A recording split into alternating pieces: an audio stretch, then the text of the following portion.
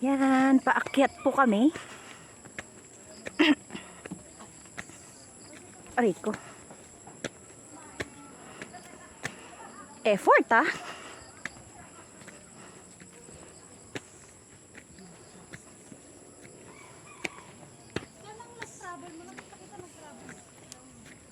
LU nung nasa quarantine tayo.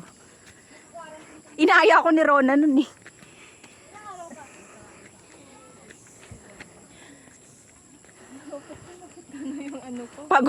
Pagod ulit. Ganito.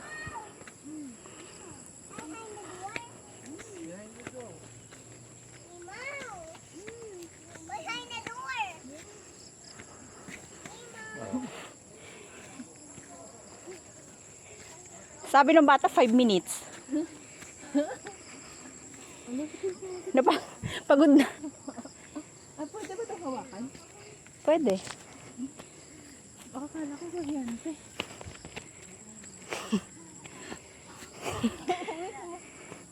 Napagod na ako. Sakit ng ano ko.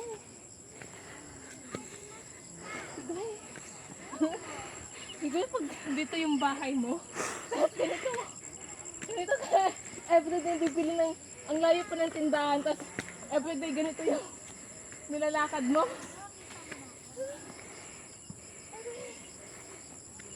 Kapagod ah.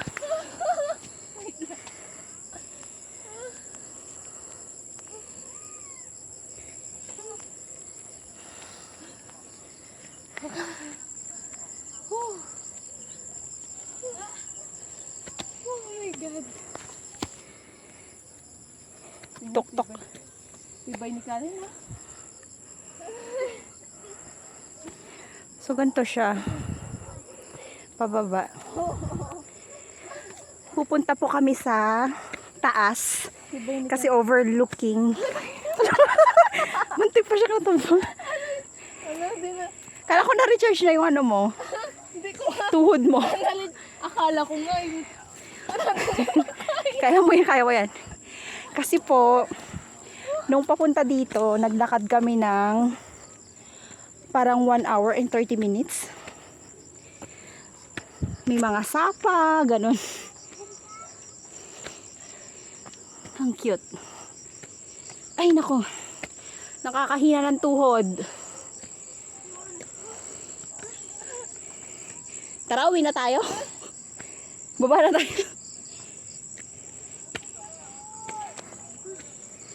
Uy, konti na. Nasa tatok-tok na tayo.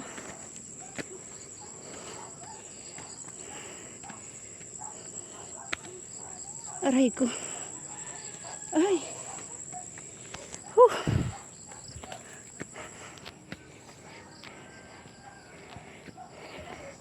Buti pa sila nasa tok-tok na.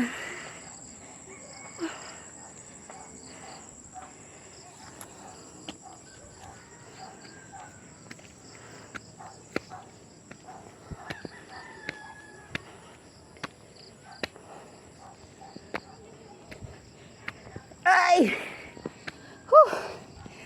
Konti pa. Konti na lang.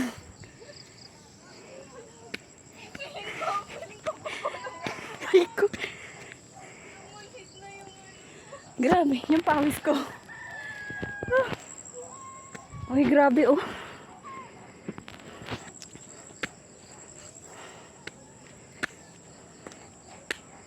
Ay.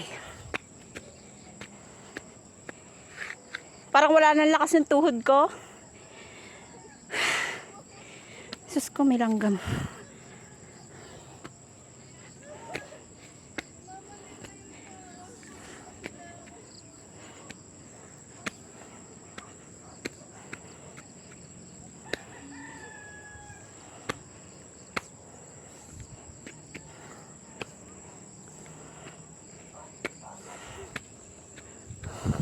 Ang dulas ng tsinelas ko.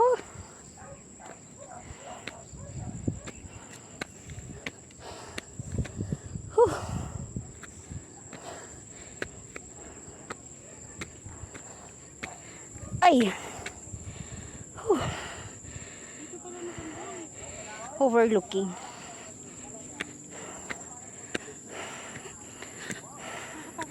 Aray ko.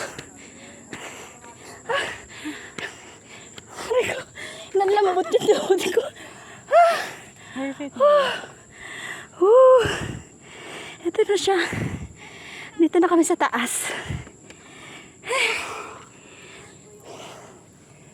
Andito yung mga kasama natin. May dalang camping tent. Mamaya upo muna ako kasi nanlambot yung tuhod ko. yung pawis ko, oh. Diyos ko. Grabe sila kuya, no? Mahilig sila mag-camping ng ganito. Dalawa lang sila. Masa nini. Yung iba talaga mas gusto nila yung ganito. Ay naku. Kung beach or mountain, beach na lang ako. Pero mas gusto ko ang view ng mountains. Yun nga lang, hirap eh.